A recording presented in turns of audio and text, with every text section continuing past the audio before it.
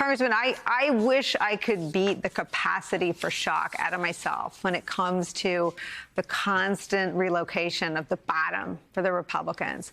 But this almost casual storytelling that Mitt Romney does in this book, and we just have some excerpts of it in The Atlantic at this point, reveals that the Republican leader of the Senate saw January 6th exactly as you did. The only difference is he didn't do anything about it. You know, I also never cease to be amazed and shocked. And frankly, I don't want to lose that sensation of shock, because that will mean I've just kind of resigned myself to this kind of duplicity. But it is, you know, the excerpts I've read really do take your breath away, both in terms of what members of the Senate and others knew prior to January 6th.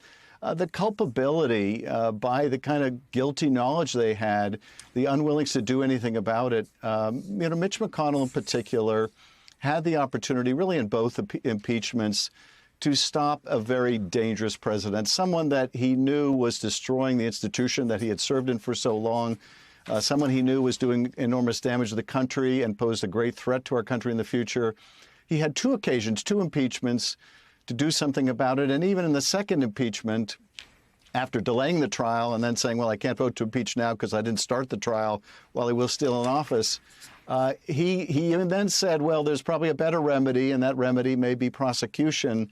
But now he still remains silent about it. And I just find it inexcusable. But yet again, we learn more about what these members did and said in private while they were doing and saying something very different in public.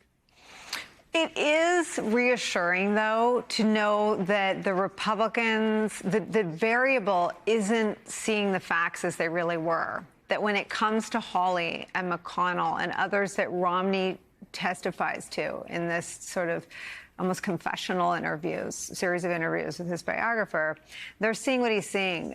They just aren't willing to deal with the threat to our democracy because they're worried about the threat to themselves. Let me read some of that to you from The Atlantic. Quote, during the Senate trial, Romney heard the same calculation while talking with a small group of Republican colleagues. When one senator, a member of leadership, said he was leaning toward voting to convict, the others urged him to reconsider. You can't do that, Romney recalled someone saying.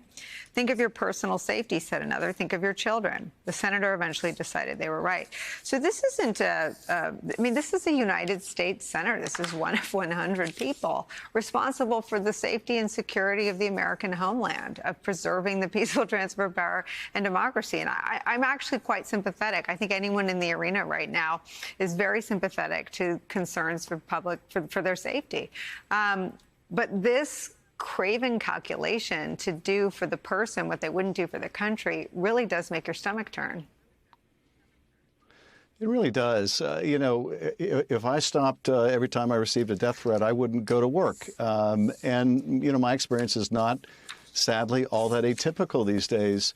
But to have so little regard for your job, your oath, the Constitution, and the country, you know, we make decisions that end up putting people in harm's way all around the world. And if they're not willing to endure some risk at home to do the right thing to protect the country, it's just inexcusable.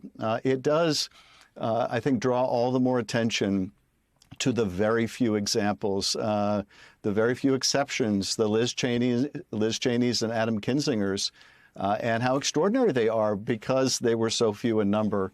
I, you know, would have thought years ago, before this whole Trump era, much more highly of so many of my colleagues who I had respected, many I had admired, because I believed that they believed what they were saying.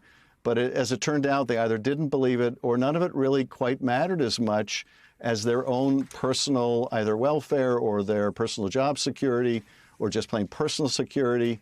And I just would not have thought that would be the case. And you know, this book is shedding more light. I found the parts about the first impeachment trial to be fascinating, and more acknowledgments that the Republicans knew we had proved the president guilty. But once again, we're simply not willing to do anything about it. So here's a quote from McConnell. Quote, they nailed him, the Senate Majority Leader said. That was about the impeachment case against Trump. McConnell, quote, they nailed him. Now, McConnell says he doesn't recall the conversation, but you have Romney remembering that the leader of his of his leader of the Senate, the Republican leader, said, "You nailed him." You know, Ian Basson, who runs a democracy-focused effort, says a state can't survive if this is how their leaders function, that they see the facts, they acknowledge the facts, but they won't act on the facts. You've written a book about democracy. Can we survive? We can survive. We will survive. I think it's really important for your viewers to understand that, you know, we'll get through this. I think when you're in crisis, and our country is in crisis right now as a democracy, it's hard to see how it ends. Sometimes it's even tough to see if it will end. But I have every confidence that this will pass. There are wonderful, beautiful, you know, compassionate people in every state in the union that will see us through this. We're about to be tested. The country's going to go through a great trial. And I don't mean any specific trial of the former presidents, but rather a test of the proposition that no one is above the law. But I think we pass that trial. I think we get through that trial. And I also think in the coming election, we have a chance to begin to turn the corner as a country. But it is very discouraging to, you know, one level, read these recollections of what people were doing and saying at the time, because you see such an abundant failure of moral courage. I remember during the first trial, I quoted Robert Kennedy, who said that moral courage was a more rare commodity than courage on the battlefield. And I questioned that during that first trial. Could that really be true? But these recollections by Mitt Romney show, well, it's pretty damn rare, moral courage. And it's not a two sides problem. I want to ask you to contrast Mitch McConnell's declaration that, quote, they nailed him, the impeachment managers of Donald Trump, with Republican House members' confession that there's zero evidence linking President Joe Biden to anything worthy of an impeachment. What do you make of the sham, we try not to call it an impeachment inquiry, but a speakership clinging to by Kevin McCarthy going on in the House?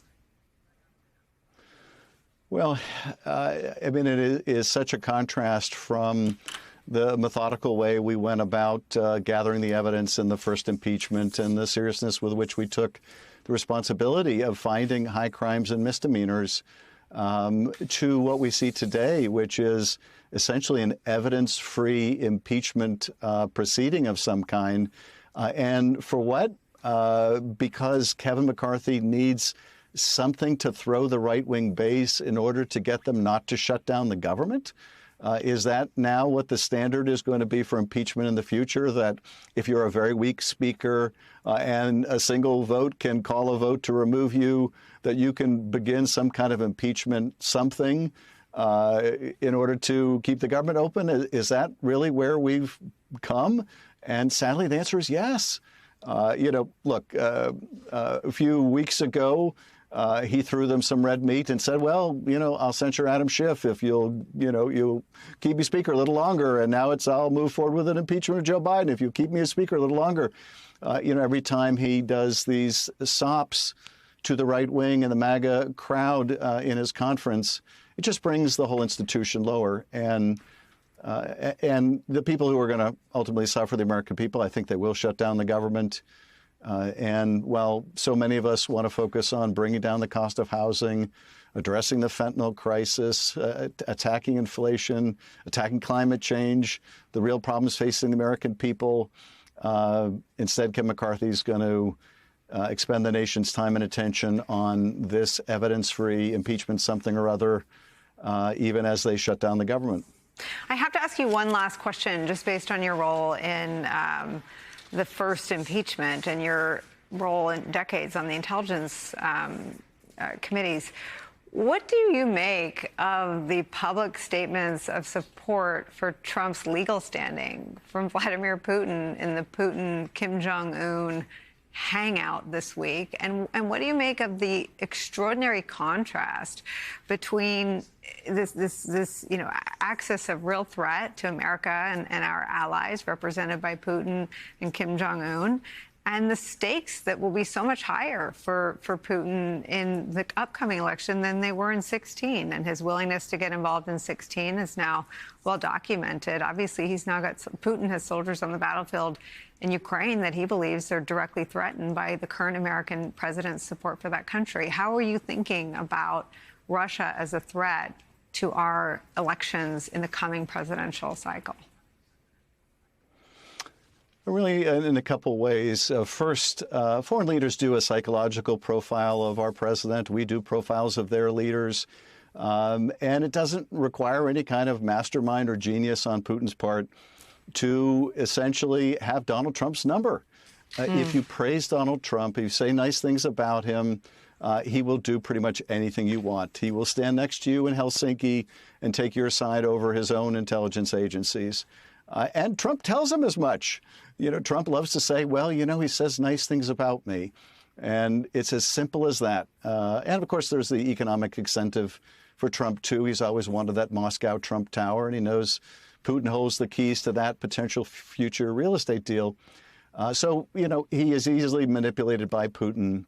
But also, here you have Putin now scraping the absolute bottom of the international barrel, going hat in hand to Kim Jong-un, the North Korean despot, for more artillery, and in the bargain offering to help his missile technology, which would pose a real threat to the United States. It just shows what kind of a league Putin is in and what kind of a league Donald Trump is in. You know, they have, I guess, this in common. Donald Trump was exchanging love letters with Kim Jong-un, and now it looks like so will Vladimir Putin. He's got competition, right, for Kim Jong-un's affections. Congressman Adam Schiff, at a truly extraordinary moment in the national conversation, we're grateful to get to ask you these questions. Thank you for spending time with us.